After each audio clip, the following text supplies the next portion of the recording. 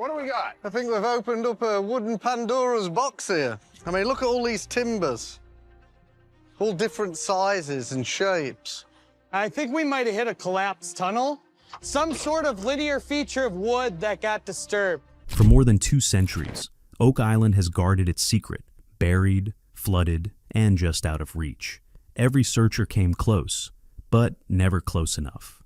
Until now. Because something has finally changed. In Season 13, Episode 25 of The Curse of Oak Island, the mystery takes a decisive turn. This isn't another clue. This isn't another theory. This is the moment where hard evidence steps in and rewrites everything we thought we knew. Deep beneath the island, the team has confirmed the existence of something extraordinary. A hidden chamber, not collapsed, not broken, but sealed with precision, built with intent, and preserved in a way that defies time itself. This isn't just an empty space underground. It's a structure that has survived centuries exactly as it was designed to. No breaches, no disturbance, no sign that the outside world ever reached it. Which raises one powerful question. If it's still sealed, then what's still inside? If you want the truth behind Oak Island's biggest mystery, make sure to subscribe now and don't miss what happens next. Welcome back, everyone. This is the episode fans have been waiting for since day one, the moment when science stops hinting and starts proving. In this breakdown, we're diving into exactly what the drilling revealed, why it matters so much, and what the term intact truly means from both a geological and archaeological perspective. We'll explore the technology, the evidence, the people behind the search, and the deeper human significance of a discovery over a decade in the making. Because now, the chamber isn't just a theory, it's intact, and that changes everything. To really grasp how important these drilling results are, you have to understand what drilling actually tells us about what lies underground, and why. Despite all the advanced scanning and 3D modeling used this season, drilling remains the ultimate form of proof. The team has used cutting-edge tools, ground-penetrating radar, seismic imaging, electromagnetic mapping. These technologies have completely transformed the investigation in Season 13. They helped uncover the hidden structure in Episode 19, map the flood tunnel system in Episode 16, and detect horizontal voids in Episode 18. These tools allow researchers to see beneath the surface without disturbing it, but they have limitations. Scanning reveals differences in density, reflections of sound waves, and variations in conductivity. It shows shapes, outlines, and spatial relationships. What it can't do is definitively tell you what's inside those shapes. A void might be an empty chamber, or just water, or even a natural pocket formed by geology. On Oak Island, strong evidence has always existed, but strong evidence isn't the same as certainty. That's where drilling changes everything. When a drill physically breaks into a sealed underground space, and the material it encounters is analyzed in a lab, you're no longer dealing with models or interpretations. You're dealing with reality. That's ground truth. It's the moment where all the theories are either confirmed or challenged. And in Episode 25, the data doesn't complicate the story. It confirms it. In Episode 25, everything becomes unmistakably clear, confirmed with absolute certainty and zero room for doubt. The chamber is intact, and this time, it's not speculation. The drilling data proves it. What you're watching here isn't just another excavation step. This drilling operation represents one of the most critical moments in Oak Island history. It's the result of weeks of planning, all building up since the discovery of that mysterious structure back in Episode 19 of The Curse of Oak Island. Because drilling into something this significant, something that could be a centuries-old engineered chamber, is not taken lightly. Every choice matters. Where to drill, at what angle, how deep, and with what technique. One wrong move could damage the structure, distort the data, or even put the entire operation at risk. That's why the team's drilling expert, working closely with geophysical analysts, carefully selected the best possible Nikat for entry. Their mission wasn't just to prove the chamber exists. That part was already strongly supported by the scans. The real goal was deeper. Is the chamber still structurally sound? Has it stayed sealed over centuries of pressure, flooding, and shifting ard? And most importantly, Is whatever lies inside still preserved? To answer that, they didn't rely on a single drill point. Instead, they chose 3 analog locations, each approaching the chamber from a different angle and depth. This allowed them to build a full 3-dimensional understanding of its condition, rather than relying on just one sample.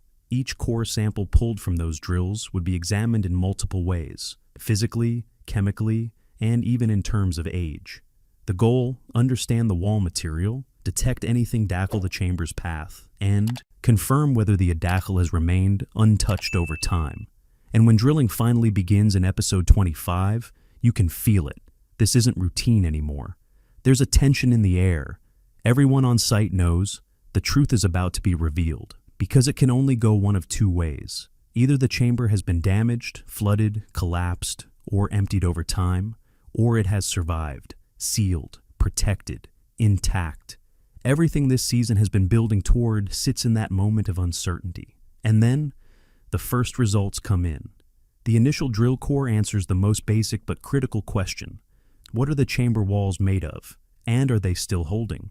What the analysis reveals is immediate and undeniable. The material is not natural to the area. It's not something formed by geology. Instead, it matches stone that has been deliberately cut, transported, and constructed. This is engineered, designed, built with precision by skilled hands, not sluche improvisation. Even more impressive is its density. The wall material is far stronger than the surrounding lard, which explains how it has endured centuries of pressure, tides, and environmental stress without breaking down. But the real breakthrough isn't just what the walls are made of, it's their condition. After hundreds of years underground, after repeated flooding events that have ruined previous digs, after shifts in the lard caused by time and natural forces, the walls are still solid. No cracks, no structural collapse, no signs that water ever breached the interior. In the most exact sense of the word, the chamber is intact. When the drilling expert delivers this conclusion, he does it carefully, knowing how big this moment is. But the message is clear. There is no evidence of damage. The chamber has remained sealed, and whatever was placed inside has been protected ever since the day it was built. The room goes completely quiet after that statement lands, because when you strip away the technical language, the meaning is simple and powerful. This chamber has been doing exactly what it was built to do for centuries. No failure, no breach, no compromise. The Mardik who designed it did their job so well that it's still working today. And then come the truly shocking results. The second and third drilling operations in episode 25 of The Curse of Oak Island are focused on something even more revealing: what's actually inside the chamber, not just its structure, but its contents. The second drill is angled differently, targeting the chamber floor instead of the walls. When the core sample is pulled and analyzed in real time, the reaction is immediate.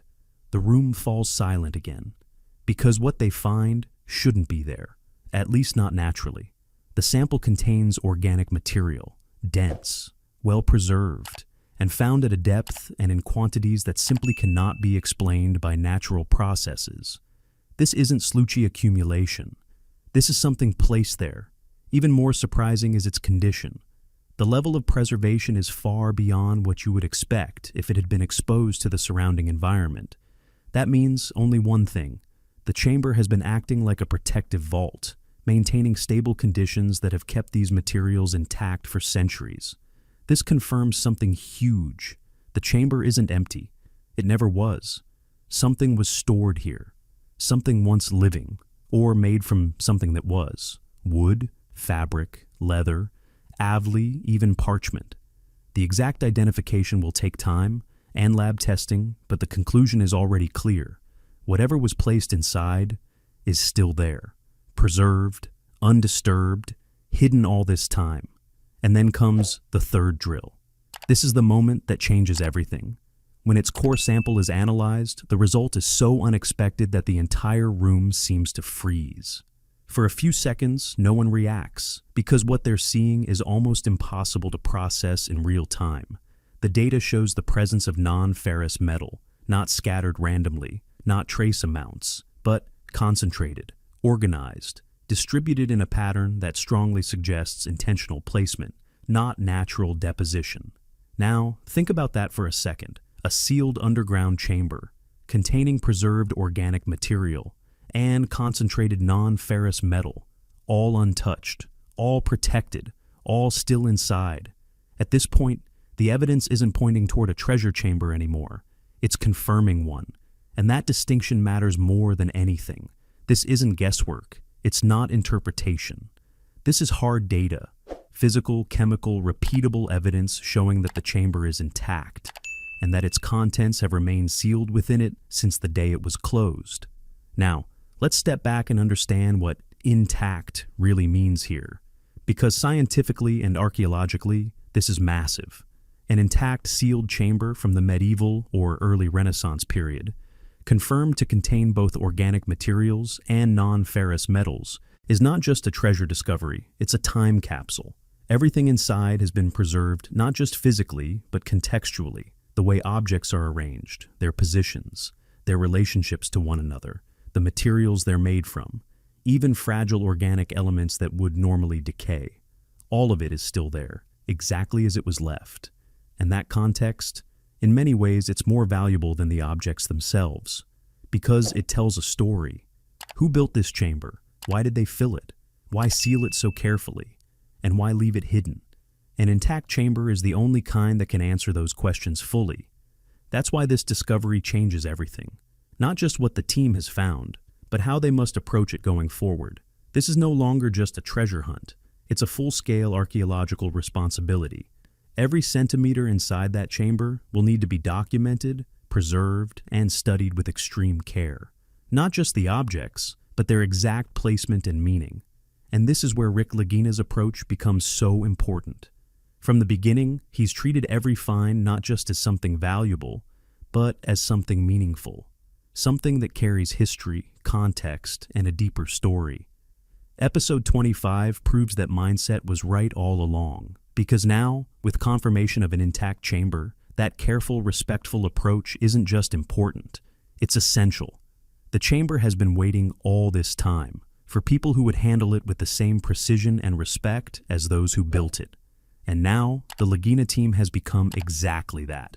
There's something different about the way the team reacts to the drilling results in Episode 25 of The Curse of Oak Island. It's not loud celebration. It's not disbelief. It's something deeper, an emotional weight that reflects just how far they've come. For Rick Lagina, this moment is the payoff to a journey that has defined his entire adult life. For 13 seasons, he's talked about truth, the need to understand what happened here, who built this, and why. Now, for the first time, there's confirmation that those answers still exist. Buried below, sealed, untouched, and waiting. Rick doesn't cheer. He doesn't jump up. He just goes still. And in that silence, you can feel it. Years of belief, finally proven right. Marty Lagina responds in a completely different way.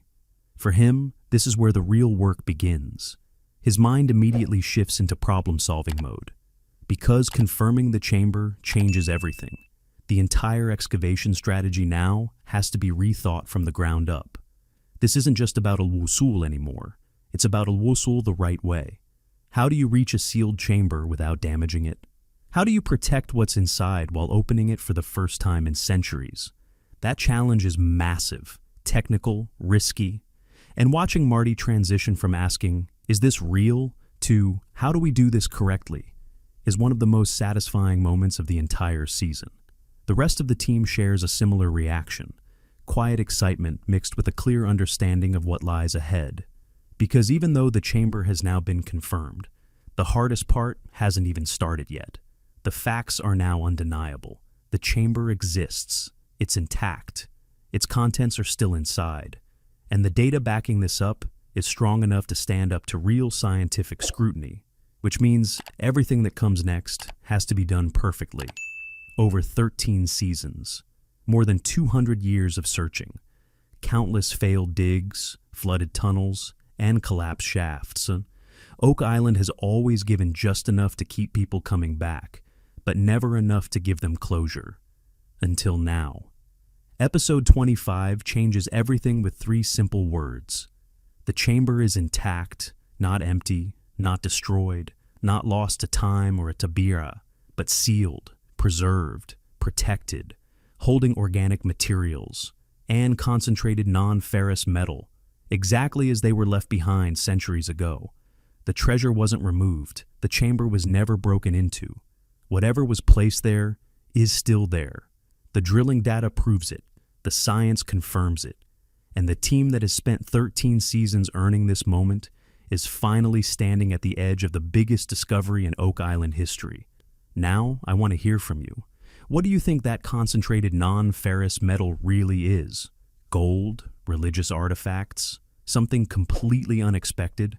And how should the team approach opening a perfectly preserved chamber like this? Drop your thoughts in the comments. Until next time, the chamber remains sealed, the truth is still waiting, and the most important excavation Oak Island has ever seen is about to begin.